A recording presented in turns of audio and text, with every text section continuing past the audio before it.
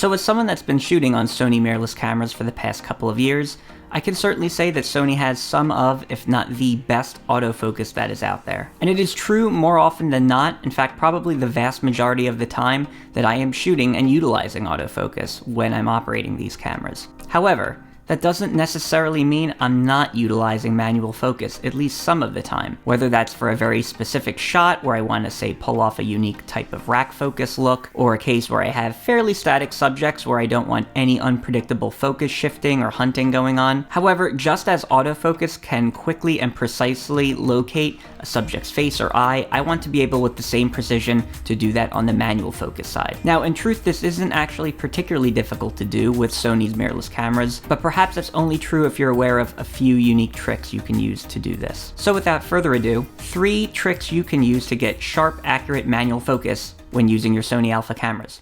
Number 1, focus peaking.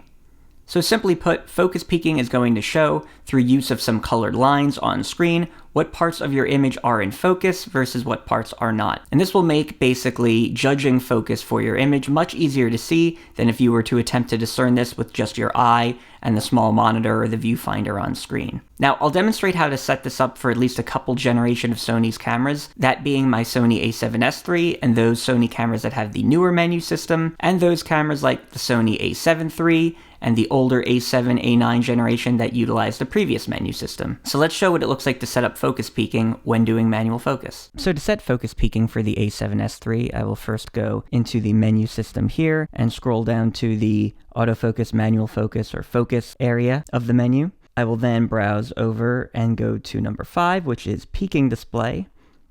Now once I'm there, I will toggle over to the few remaining options we have. I will leave peaking display as on in this case, so basically anytime I switch into manual focus, I will automatically get focus peaking enabled on the image.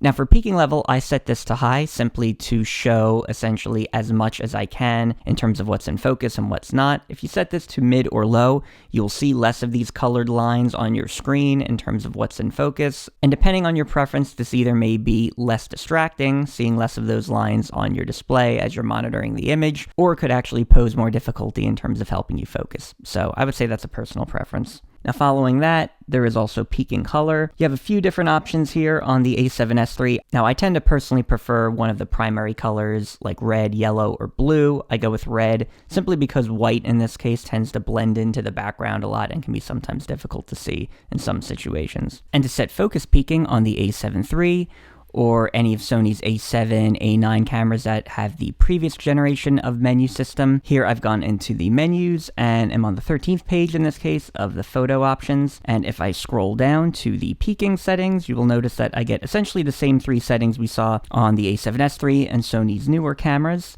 In this case, I'm having peaking in the on position again, just so that it is on when I switch into manual focus. I have the peaking level again set to high so that I'm seeing the most information on screen in terms of what is in focus and what's not. And then the peaking color I again have chosen as red. We don't see the blue option that was added later on some of Sony's cameras, but most of these options remain the same. Now once I've set that, pretty much anytime I switch my camera into manual focus, I will then be able to have a peaking display on the image and should be able to help me gauge what's in focus versus what's not, which should certainly be a big improvement in terms of judging focus or what's not in focus, rather than just going off of my eye on the monitor. So on to point number 2. Number 2, focus magnification. Now, much like focus peaking is going to allow you to see what parts of your image are in focus and not, focus magnification is going to allow you to punch into your image by a significant percentage to see very specifically what fine details of that part of your image you want to focus. Now, the magnification value can actually vary per camera and different sensor size, and furthermore, this is one of those manual focus tricks that I do actually program a custom button for, in this case being the C4 or trash can button on the back of the cameras. So let's look at how to set this up, both in terms of focus magnification settings in general, and how I set this up as a custom button. So to set focus magnification on the a7S III, I will first go into the menu system here, and go back into the focus area of the menu.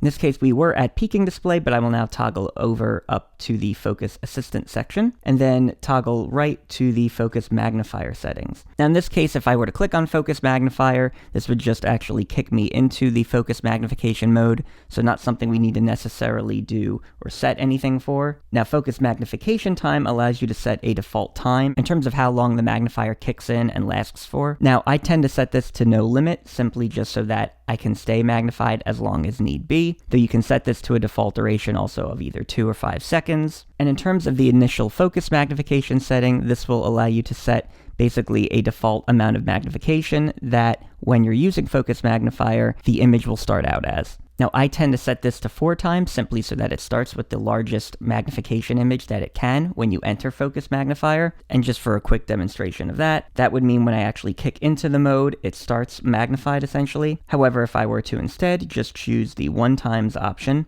this would basically mean that when I enter focus magnification, I start out essentially with the image as is, and then by clicking on that main center button within the mode dial, I can enter the magnified mode. Again, I tend to prefer starting with the larger image, so we'll stay with 4 times here on the a7S III. Now once I've set this, I tend to personally set focus magnifier just so that it can be available through a custom button on the camera. I like to set this to the C4 or trash can button, in this case on Sony's cameras, and so just to show in terms of my preference how I would generally set that, I will kick back the menu over to the main setup section, and then go over to Operation Customize. Once I'm in there, I will go to the photo custom key setting, just because by default, if I could set it in photo, it will also take effect in the video mode as well. So we'll enter that, and as you can see here, I have set the 6th option, or in this case custom button 4 to focus magnifier. Just in the focus section, I've set focus magnifier that way. So this will essentially allow me to kick on the focus magnifier every time I hit the trash can button,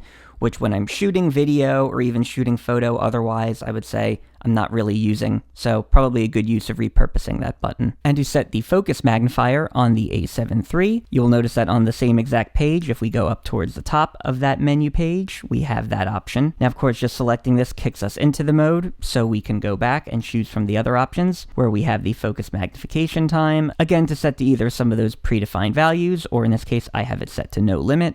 We have the initial focus magnification level set to 5.9 times, which is larger than the 4 times in the a7S III, I would imagine, given the larger megapixel sensor in the a7 III. And now we do have a couple of additional options in terms of ensuring autofocus works in focus magnification, and just having manual focus assist on in general. I have these both set to on here as well. Now if we wanted to set this up so that focus magnification was kicked on with, say, the selection of the trash can or C4 button, just like we set up with the a7S III, in this case, I would go up to the top, page over to this second sort of video / photo page, and then toggle over to where we see the option to select custom keys. In this case, I would again select the photo custom key, ensuring that the movie one was going to take from the photo option. And just as you can see here, we've set focus magnifier to be kicked on and used with custom button 4 when we select that. And onto our last tip, number 3, AF/MF hold.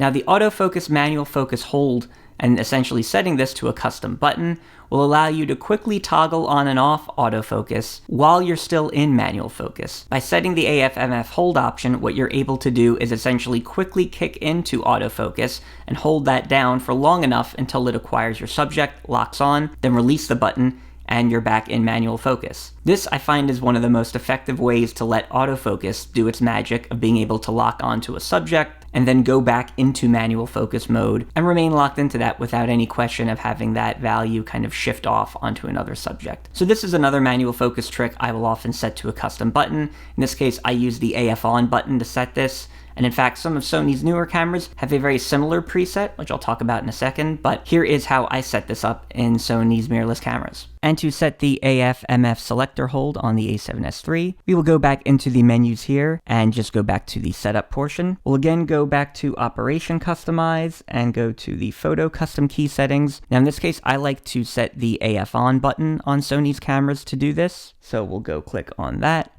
And then in this case, we will go down to the 3rd option, which will be that AF on button, and we'll choose the AF/MF selector hold. Now, I do believe on the a7S III and some of Sony's newer cameras, they actually come pre-programmed with the AF/MF selector toggle, which will give kind of a similar effect, but I personally prefer the selector hold in this case in terms of how it works. Now, once I've done that in this case, if I am in manual focus, and say if I defocus an actual subject, once I hit the AF on button, it's going to temporarily kick the camera into autofocus continuous mode, and essentially start to let autofocus do its magic. Now, once it acquires and locks focus on my subject, I can essentially let go of the button, and again, I'm back in manual focus mode. So this is a great way to sort of let autofocus do its trick, to focus on a given subject and then let go of that button just to simply kick things back into manual focus. This is also kind of an interesting hack you can use if you want to, say, sort of mirror any type of rack focus tricks that you would do manually. This is another option you can utilize to accomplish that. And to set the AF/MF hold, much like we did for the a7S III, but to do so here on the a7 III, we'll again go back into the photo options of the menu here in terms of the custom key selections, and we will page over here to the AF on button, where in this case I have selected the AF/MF control hold, and this will essentially operate just in the same way as it did on the a7S III. So those are my 3 tips for getting good, sharp, manual focus